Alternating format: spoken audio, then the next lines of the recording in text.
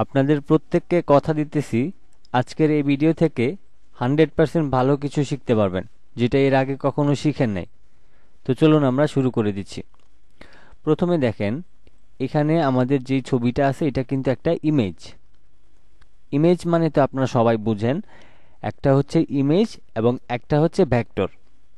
তো এখন ধরেন কোন একটা টি শার্টের ডিজাইনের ক্ষেত্রে এই ধরনের একটা জেরির একটা ছবি লাগবে।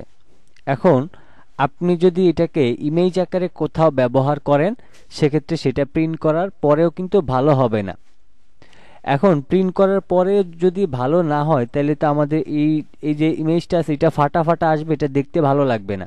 তো সেক্ষেত্রে কিভাবে আমরা নতুন কিছু টেকনিক অবলম্বন করে আমরা এই ইমেজটাকে একদম মাত্র কয়েক মিনিটে আমরা ভেক্টর করে ফেলতে পারি, এবং সেটাও একদম 100% আপনার সঠিকভাবে হবে, কোনো ধরনের সমস্যা হবে না।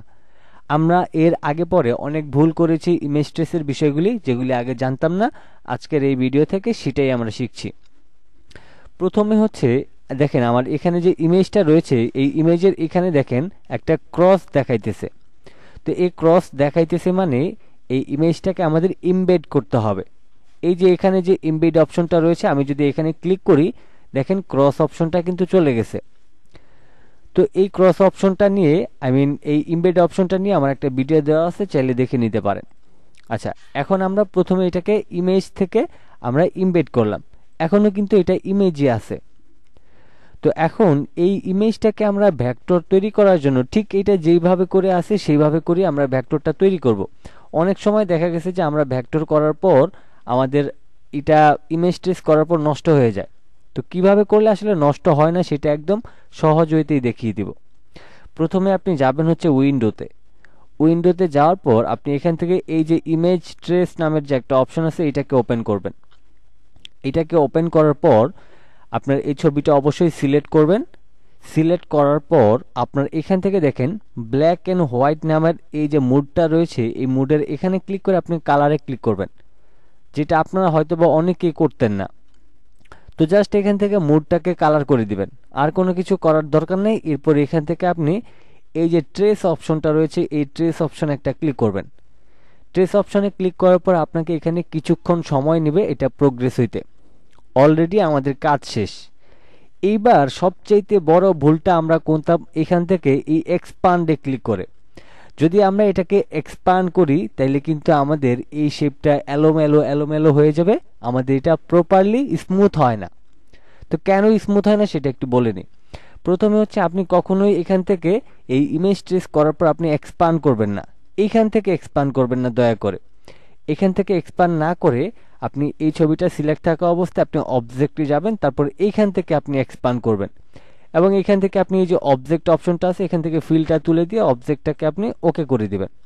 ওকে, এখন এখান থেকে আমরা রাইট বাটন ক্লিক করে আনগ্রুপে ক্লিক করব, তারপর আবারও রাইট বাটন ক্লিক করে আনগ্রুপে ক্লিক করব। এবার হোয়াইটের অংশটাকে আমি সিলেক্ট করে ধরেন এদিকটাতে সরাই দিলাম এবং এটাকে ডিলিট করে দিলাম, এবং এখানে মাঝখানে আমাদের সাদা একটা অংশ আছে, আমি এটাকেও ডিলিট করে দিলাম। তো এখন দেখেন আমাদের ইমেজ টেস্টটা কিন্তু একদম 100% হয়েছে। কিন্তু আমরা এই যে এখান থেকে যে ট্রেস অপশনটা ক্লিক করলাম, ক্লিক করার পর আমরা উপর থেকে যে এক্সপান্ড অপশন আছে এখান থেকে যদি আমরা এক্সপান্ড করি, তাহলে দেখবেন ইমেজটা নষ্ট হয়ে যায় এবং প্রপারলি আমাদের কোয়ালিটিটা মেনটেন হয় না। এখানে দেখেন সব কয়টা শেপ কিন্তু একদম স্মুথ হয়েছে, কিন্তু আপনি যদি এখান থেকে এক্সপান্ড যে অপশনটা আমি দেখিয়ে দিলাম এখান থেকে যদি এক্সপান্ড করতেন, তাইলে কিন্তু আপনার ইমেজ ট্রেসটা সঠিকভাবে হইতো না, এখানে শেপগুলি এলোমেলো এলোমেলো থাকতো, যেগুলি স্মুথ হইতো না। তো এজন্যই হচ্ছে আমাদের আজকের এই ভিডিওটা। তো আশা করছি আজকের এই ভিডিও থেকে আপনাদেরকে ভালো কিছু শেখাতে পেরেছি।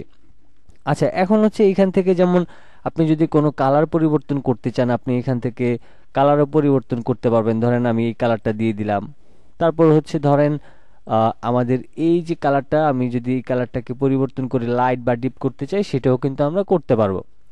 তো এখানে টোটাল কথা হচ্ছে আমরা প্রত্যেকটা জিনিস আলাদা আলাদাভাবে একদম 100% ভাবে আমরা কিন্তু ইমেজ টেস্টটা করে নিয়েছি, এবং আমরা যেভাবে ইচ্ছা যে কোনো কালার আমরা অ্যাপ্লাই করতে চাই সেই ধরনের কালারে কিন্তু আমরা অ্যাপ্লাই করতে পারবো কোনো ধরনের ঝামেলা ছাড়াই। তো এই ছিল আমাদের আজকের টিউটোরিয়াল। তো আজকের এই টিউটোরিয়াল থেকে নতুন কিছু শিখেছেন কিনা অবশ্যই কমেন্ট বক্সে জানিয়ে দিবেন এবং এই ধরনের আরও ভিডিও পেতে অবশ্যই চ্যানেলটিকে সাবস্ক্রাইব করে সাথে থাকবেন। সবাই ভালো থাকবেন, সুস্থ থাকবেন। আল্লাহ হাফেজ।